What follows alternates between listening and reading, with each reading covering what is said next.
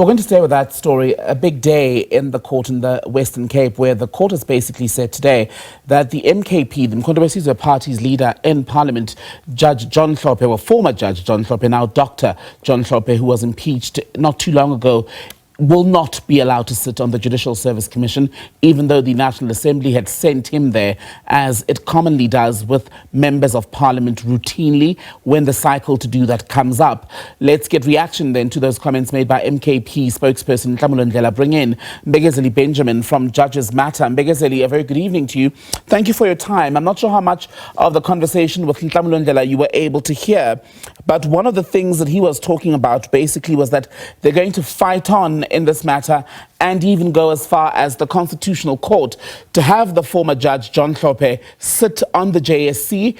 Do they stand a good chance of convincing a different court that he should be there? Good evening, Mbekezeli, and good evening to the viewers. I didn't catch a lot of Mr. Ndlela's interview, so you'll forgive me there. But I think the prospects of them succeeding in an appeal to the Constitutional Court are slim. But of course, they have every right to take this decision on appeal. That is what our judicial system allows, and they should exercise that right. However, the Western Cape High Court judgment is quite clear on some of these aspects that they are challenging. For example, on Parliament's responsibility when it designates people to serve on bodies like the Judicial Service Commission, the court makes clear that the Parliament, the National Assembly, has a duty, an elevated duty in terms of the Constitution, to take very seriously that work of designating a member of the JSC, because the JSC is not just any other parliamentary committee. It is a constitutional body that requires and is required by the Constitution to uphold the integrity and independence of the judiciary at all times. And if the High Court is saying basically that the National Assembly in this matter has basically misunderstood, if you will, the extent or the scope of its powers in this regard, how do you explain an institution like the National Assembly, like Parliament, misunderstanding something that is so fundamental?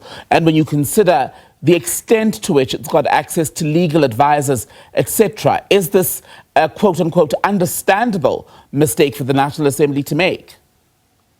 Look, I do think it was a fair mistake for the National Assembly to make, because the 2024 election was unique in many ways. In the past, when Parliament had been designating people to be members of the JSC, the Judicial Service Commission, and also the Magistrates Commission, usually it would be parties that nominate, and the National Assembly would almost automatically designate those members who've been nominated by the parties.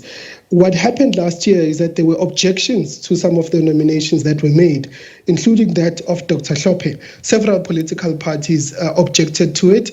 There was a debate in Parliament. And so what the court is saying is that that process of nomination by the political parties is a political process, and the parties are free to nominate anyone. But once it gets to the designation stage, it becomes a constitutional function, a constitutional exercise of power. And when doing so, the National Assembly must always be rational, be lawful, and think very seriously about the work it is doing when it is fulfilling that constitutional power.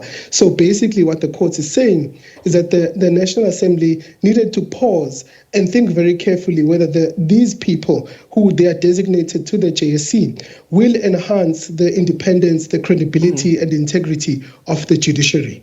And Mbekezeli, I appreciate that your commentary is based on matters of law, but it does beg the question, right, in this matter, if the National Assembly ultimately dodged a political hot potato here by allowing an institution or structure like the High Court to be the one to make a pronouncement on Hlophe's suitability to sit on the JSC, because even if this had basically broken out into a row at Parliament level, ultimately the MKP would still have not taken it lying down. So perhaps the courts were indeed better suited to decide. Well, look, like I said, it was an exercise of constitutional power, and ultimately the courts do say how constitutional powers should be exercised, what are the boundaries of an exercise of constitutional power. This decision was unprecedented in some ways. The courts readily accept that never before have we had an encounter where number one, there was an objection to a candidate put forward in a nomination process, but secondly, the very circumstances of this case where you have an impeached former judge now being designated as a member of the JSC. So that made it unique. And so in those circumstances, it was reasonable for Parliament to take the decision that it did and then leave it to the courts to ultimately decide, because even the Speaker in this case did not oppose or sort of counteract the argument by the NGOs and the DA. The Speaker took a neutral stance and simply provided how it is followed in Parliament ordinarily and said that they will abide by the decision of the court. So in so doing, she was accepting that this was a contentious issue and there needed to be clarity, which has been provided by the Western Cape High Court's judgment. And on that point, then, Mbekezeli, one of the things that Nhlamulo, the spokesperson for the MKP, was saying is that there's nothing, according to the MKP still, that restricts Dr Hlophe from sitting on any committee, for example. On the JSC in particular, he said he doesn't see, I'm paraphrasing, what the big deal is here, because ultimately, even if Dr Hlophe sits on the Judicial Service Commission, his word is not what's going to be final in terms of the appointment of judicial officers, i.e. judges. Does that then cover the full scope of why this is such a big deal legally, constitutionally? It is a big deal constitutionally, Mbekezeli, and the court, Western Cape High Court in its judgment, emphasizes at many, many points that the process for appointment of judges is itself an integral process of ensuring that there is an independent, a strong and a judiciary with integrity, because how you appoint judges affects the ultimate outcome. It's similar to if you go to a restaurant and you hear that there are 23 chefs in the kitchen and one of those chefs has dirty hands. You would not accept the meal from that kitchen. And so the same follows with the JSC. If any one of the members, the 23 members of the JSC, is tainted by some irregularity or there is a lawful question about them, then you're unlikely to trust the outcomes of that process of appointment. So this is the point that the courts make, is that if you look at the long line of cases, not just this one, several cases by the Constitutional Court have emphasized that the process of appointing judges should be beyond scrutiny. Right. And so that also enhances the independence of the judiciary. And just the last one, Mbekezeli, if you can, in 30 seconds or less, I think it's worth going back a few steps, right? And talk about why Judge Hlophe is deemed such an improper person to sit on the Judicial Service Commission, because he was ultimately impeached.